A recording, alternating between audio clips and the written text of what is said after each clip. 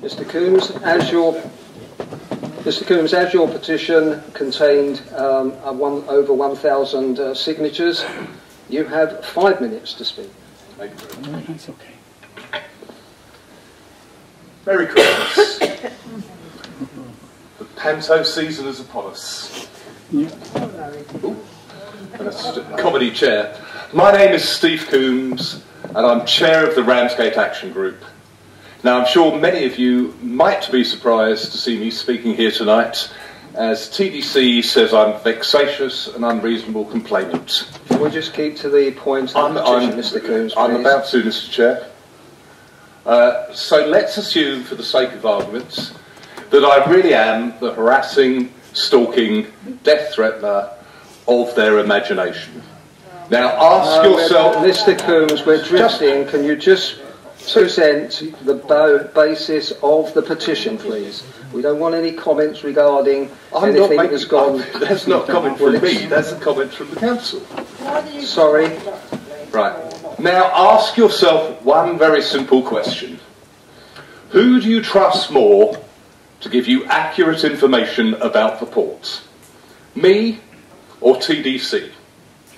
When you want to know whether seaborne freight can pass due diligence and compliance, who do you listen to?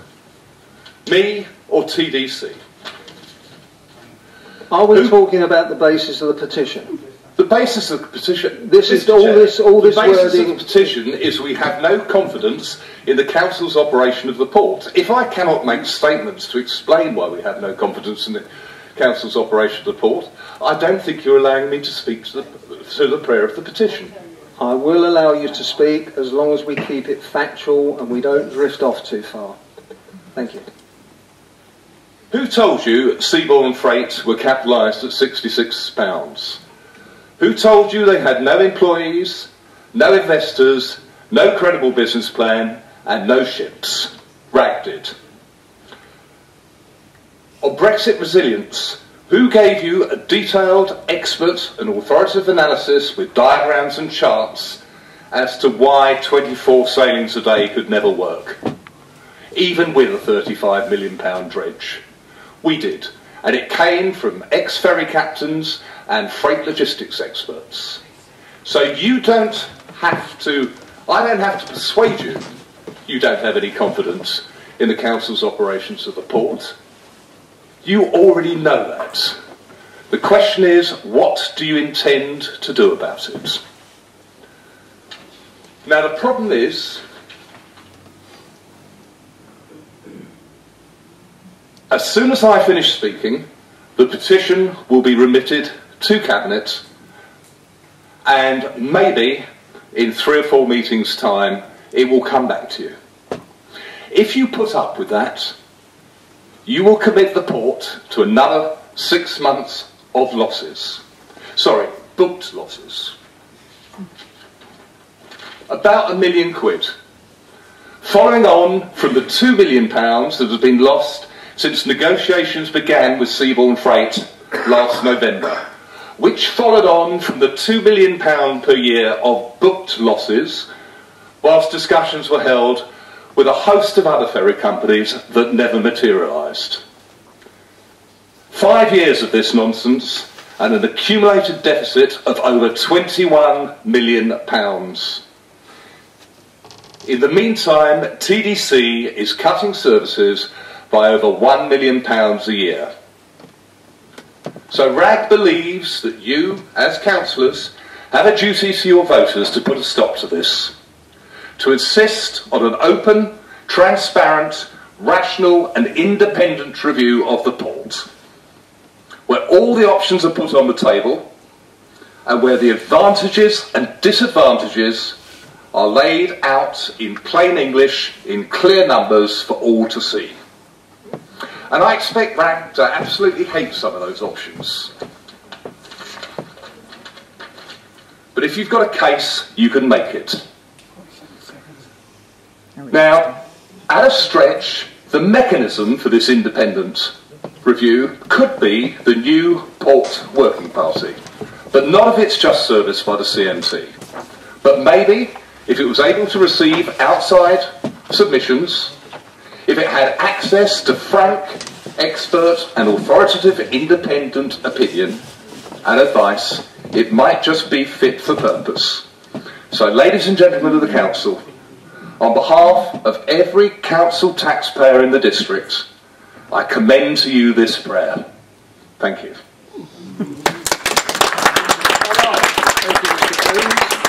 Well done, well rehearsed. I think you had another 6 seconds there, but thank you very much. As the petition relates to an issue for which the Executive Cabinet has responsibility, it will be referred by Council to Cabinet. Thank you. Councillor Johnson. This petition, I think, has more than 1,000 signatures.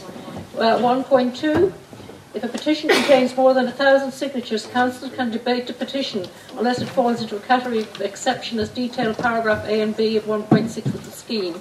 In this case, paragraph B would be appropriate, namely, so it goes on about the 1,000 signatures. So I'm feeling that we should be allowed to debate this, and I actually think that's a very good recommendation of having an independent body look at the issue, because maybe some of us are too close to it. Thank you. Thank you, Councillor Johnson.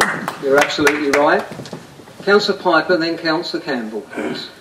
Thank you, Mr. Chairman. I was just going to ask for some clarity, please, on the paragraph 3.1 on page 19. It says under paragraph 1.6 brackets B of the Council's petition scheme, if the petition with 1,000 or more signatures relates to an issue for which the Executive brackets Cabinet has responsibility, it may, following presentation, be referred to Council by Council to Cabinet without debate. Could you please clarify, it may or it will? Thank you, Chair. The answer is it may, and therefore Council could debate it instead if it wishes. Councillor Campbell? Point made, Chair. Thank you. Does Council wish to debate? Councillor Piper? Yes. Thank you, Chair. It was just a quick one. There has been some difficulty, it's been acknowledged, in various members receiving communications from Mr. Coombs. Given that he has been given permission to address this Council this evening, can we be assured that all other means of contact between him and elected members will be reopened on a permanent basis? Thank you, Chair. Councillor Johnson. Thank you, Chairman. I did actually try to move that we do debate it this evening and not refer it straight to Cabinet.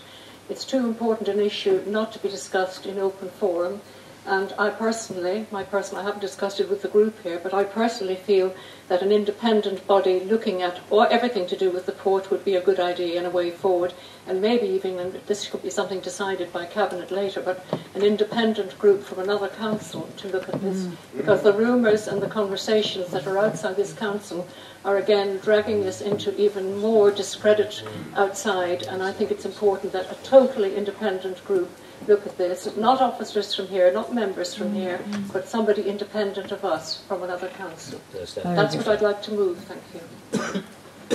Councillor Campbell, do you want to come back? Well, I was going to second the fact that we debate it this evening, yes? So if that was a proposal from Councillor Johnson that we debate this particular issue this evening, then I actually second that proposal.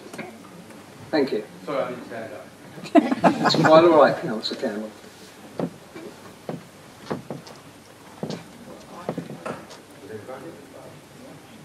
Right. We'll debate it. Councillor Bayford. Yeah, thank you, Chairman. Well, I don't really want to get into too much comment about Mr. Coombs and the way he's behaved over recent times. I think that most people have seen some of the posts that he's put up, and I think a lot of them are fairly despicable, and I think that's a bit unfortunate. There's a couple of points I'd like to make. I mean, first, it's absolutely right that I have proposed and informed the proposed members of a Port and Harbour working party. I've chosen councillors who both live in Ramsgate and represent Ramsgate wards, democratically elected people that I think are fit to actually be on that committee. And its first meeting, I don't know if the date's been fixed, I mean, they were looking to get diaries together. And the first duty of that committee will be to determine its terms of reference, and then we can consider all sorts of things. I would, just a little bit though, like to question the mandate that Mr Coombs has. He made no mention of the petition really, he talked about RAG. I'm not sure how many members RAG has got, but the petition had 1,273 signatures on it. Now, if we were to be charitable and assume that all of those came from Ramsgate, that represents 3% of the population of Ramsgate, which I don't think is much of a mandate. A very cursory glance at the petition today showed me that a significant number, a very significant number of the signatures were people not living in Ramsgate. Let's be charitable again and assume that they live in Thanet. That means the mandate is less than 1% of the residents of Thanet. But what did interest me was the fact that it does appear that there is concern about the running of our pool in Dover, Maidstone, Herne Bay, Deal, Canterbury, Whitstable, Tonbridge, Dartford, Hemel Hempstead, they're very worried about sort of Hemel Hempstead, Reigate, Woodford Green, Horsham, Ipswich, Gillingham, Twickenham, Sutton Coldfield, and you've got Brixton. So, in deference to those people, we will actually hold our committee meetings and we will consider the future of the pool. Thank you. Thank you. Thank you, Councillor Bayford. Councillor Constantine.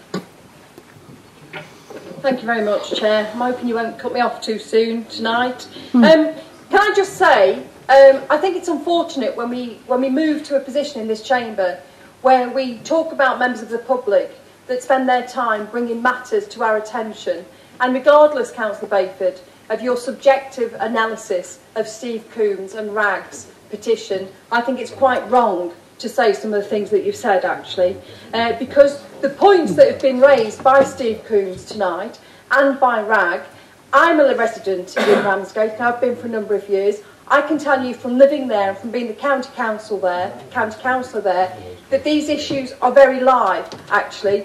We have an asset that is losing money. We have an asset that people can see isn't doing what it should be doing. We have an asset that isn't making any money. And we have an asset that is losing money.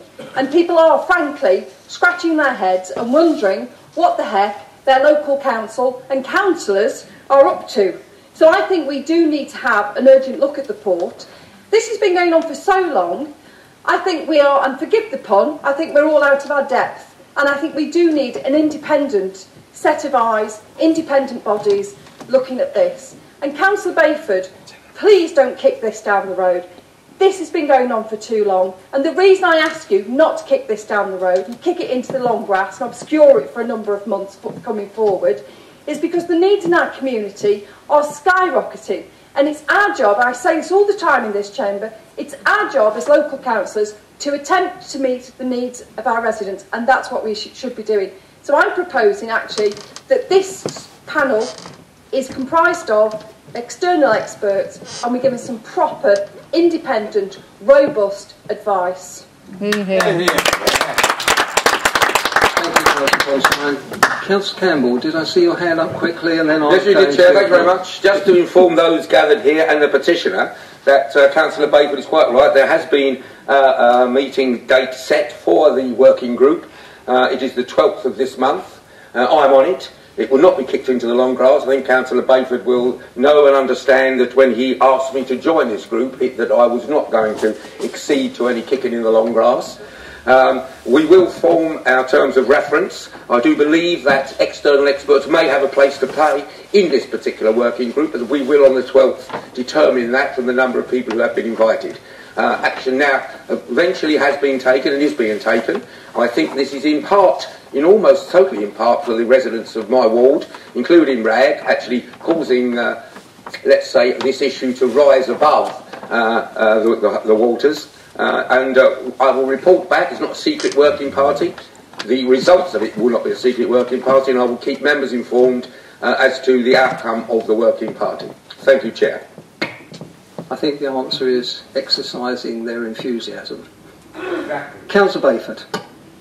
Yeah, thank you, Chairman. Responding to Councillor Constantine, I seriously resent the remarks that you made about me. The Chief Executive will be able to confirm that the Friday after I became leader of this council, which I remember because it was the first day of the Beast for the East, so I skated down the road to get into this council, and actually the Chief Executive made the effort to come in too.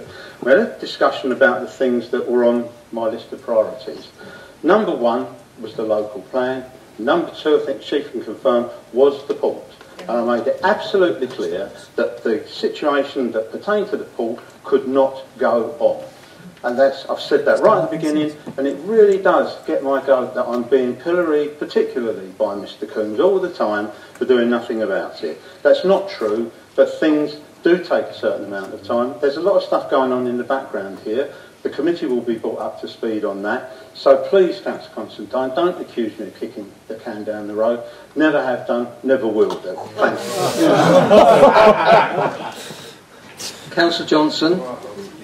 Thank you very much, Chairman. I was the fortunate person in 2008 to sit on a working party very similar to what has been described by Councillor Campbell. It was chaired by Councillor Bayford. I was busy, I was out going to work, and actually I had quite a serious illness that year. But I got taxis over to Ramsgate for those meetings, and talk about kicking into the long grass. We never achieved anything. I read everything, as I always do, about municipal ports. I learned everything that I needed to know, and we never had a final outcome. We had officers coming, and then it just suddenly died a death.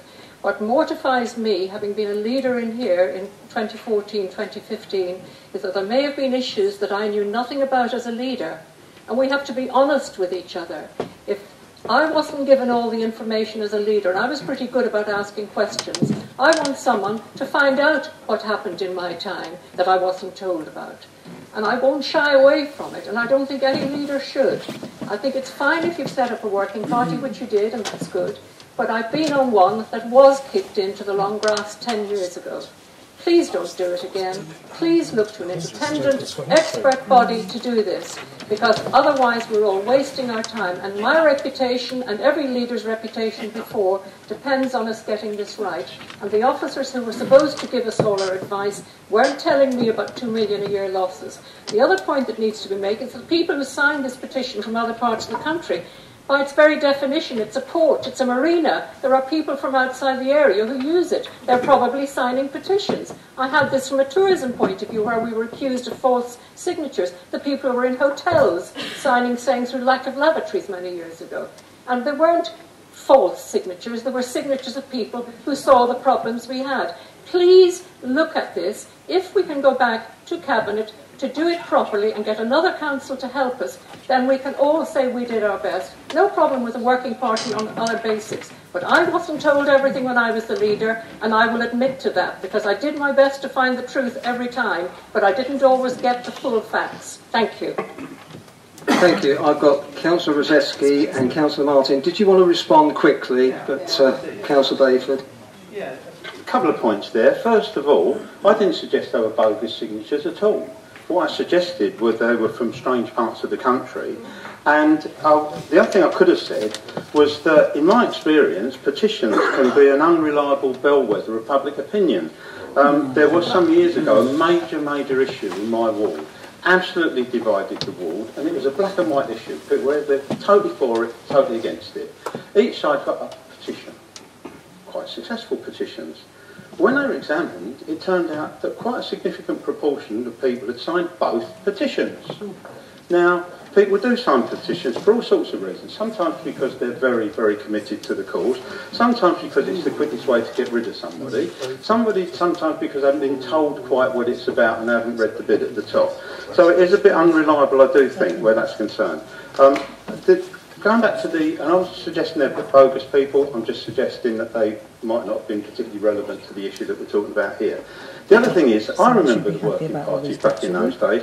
I also remember that we had some absolutely interminable, torturous meetings over at the port office, where we got mired in ways and setting up harbour boards and how they were going to be set up and whatever, and we couldn't reach any decision.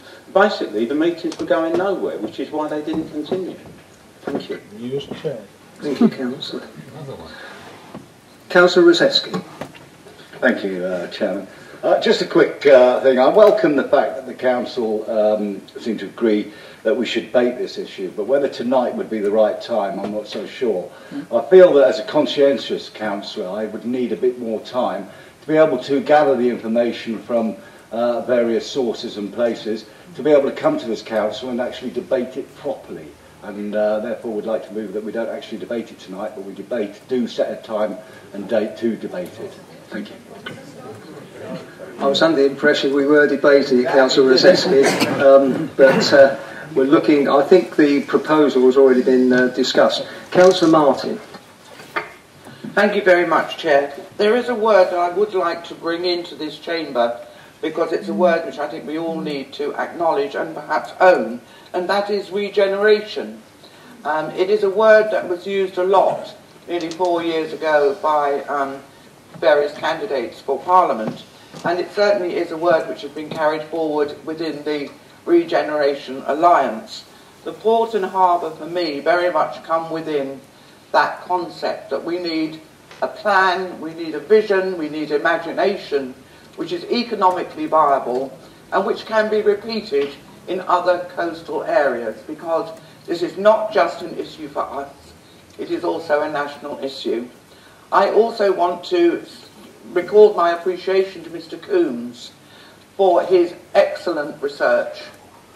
We should be very welcoming to a member of our community who is able and capable of doing that level of research, and it's not something that I take for granted, and I really want to acknowledge that and to thank him. What do we do with that research? It is possible that there is a working group. It is my ward, Central Harbour, but I know nothing about a working group. But that may be because I haven't done my homework or read my emails. I would like to know more about it. We need it, and I would like to encourage this chamber to embrace it and to look at the losses. Why all those losses? And how can we stop them? And how can we actually reverse the fortunes of the port and harbour with imagination and with something, with a plan that is economically viable, robust and abundant. Thank you. Thank you, Councillor Martin. Councillor Fenner. Thank you, Chair. We know that a working group has been set up which includes some of the members from Ramsgate. From the debate so far, there is a wish that some independent advice is brought about to this debate. I was wondering if a suggestion could be that this council requests that the working party that is set up also includes some independent advisors.